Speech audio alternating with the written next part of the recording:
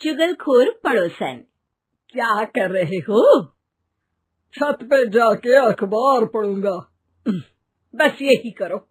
तुम्हें पता भी है कि बहू क्या गुल खिला रही है? उसने नया फेसबुक अकाउंट बना लिया है। रोज 10 फोटो डालती है। हमारे परिवार की तो नाक कटवा देगी ये। और तुमको ये बात कैसे पता चली?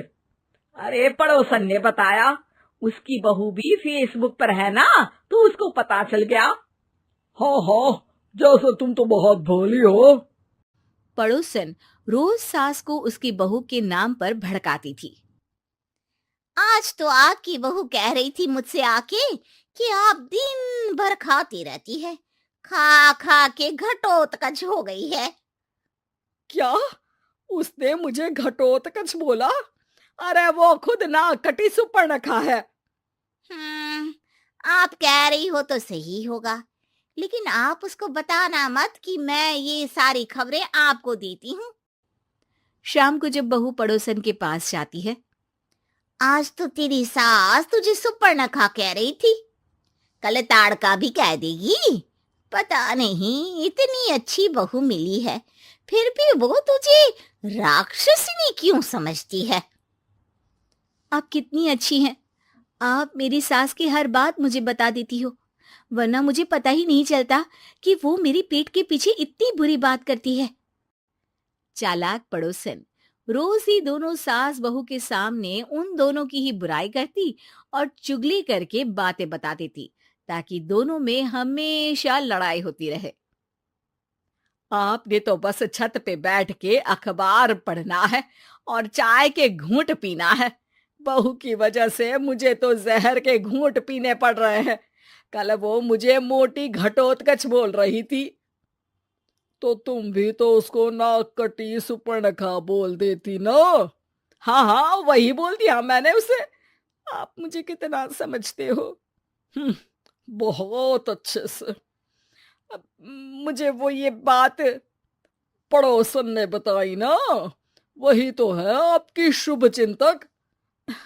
पर मैं इस बहू को ना सबक सिखा के ही रहूंगी। जरूर सिखाना चाहिए, पर आज तुम मेरे साथ शाम को छत पे बैठना, एक तरकीब बताऊंगा। बिल्कुल बिल्कुल, कितना ध्यान रखते हो जी आप मेरा। मैं ना सब ध्यान रखता हूँ। शाम को जब सास और ससुर छत पर बैठे होते हैं कि यहाँ खड़ी हो जाओ, यहाँ से ना तुमको पता चल जाएगा कि बहू की अगली चाल क्या है। अच्छा, कैसे? सवाल मत पूछो, जैसा कह रहा हूं वैसा करो। थोड़ी देर में ही छत पे बहू की आवाज आने लगती है। मेरी सास लायक ही नहीं है। मुझे पता होता तो सास बहू की भी कुंडली मिलवा लेती पहले ही। तेरी सास तो मुझे भी पसंद नहीं है। मेरे पास जब भी आती है तेरी बुराई करती रहती है। कभी सुपर्णखा कहती है, कभी हिडिंबा कह के कामचोर भी बोलती है, अरे कभी कभी तो चुगलखोर भी बोल देती है। काश आप जैसी होती मेरी सास। ऊपर छत पे पड़ोसन और बहू की आवाज सुन के सास के होश उड़ जाते हैं। समझी? जी समझी। सुबह तुम्हारे सामने ये बहू की बुराई करती है और शाम को बहू के सामने तुम्हारी।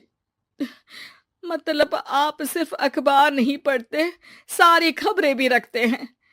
अब तो इस पड़ोसन को भी सबक सिखाना पड़ेगा। शाम को सास बहू को जाके पड़ोसन की साजिश के बारे में बता देती है। हाँ, मुझे माफ कर दो माँ जी।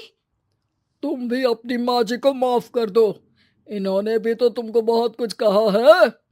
अरे बस बस, अब ये सोचो कि पड़ोसन को सीधे कैसे करना है। अगले दिन सुबह पड़ोसन सास का इंतजार कर रही होती है, लेकिन वो देखती है कि वहां सास और बहू एक साथ आ जाते हैं। अरे अरे, आज दोनों एक साथ। हाँ, सोचा कि बहू की पीठ पीछे बुराई करने से क्या फायदा, मुंह पे ही बोलती हूँ मैं।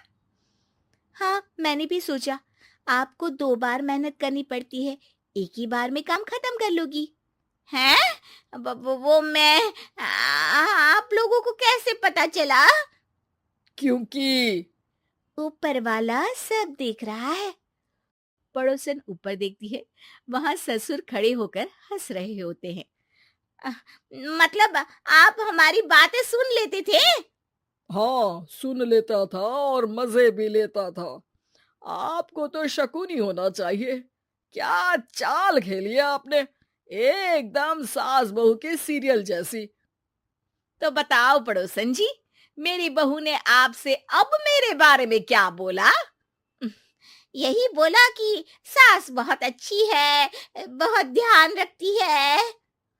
अच्छा, और सास ने मेरी क्या बुराई की? नहीं ना की बुराई, हमेशा तारीफ करती है। भगवान सबको ऐसी सास दे।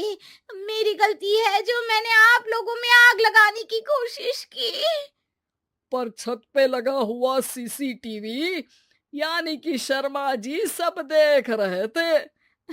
हाँ जी, हाँ जी, मुझे माफ कर दीजिए। माफ क्या? आपको तो अब हम साफ ही कर देंगे अपने वालों की लिस्ट से।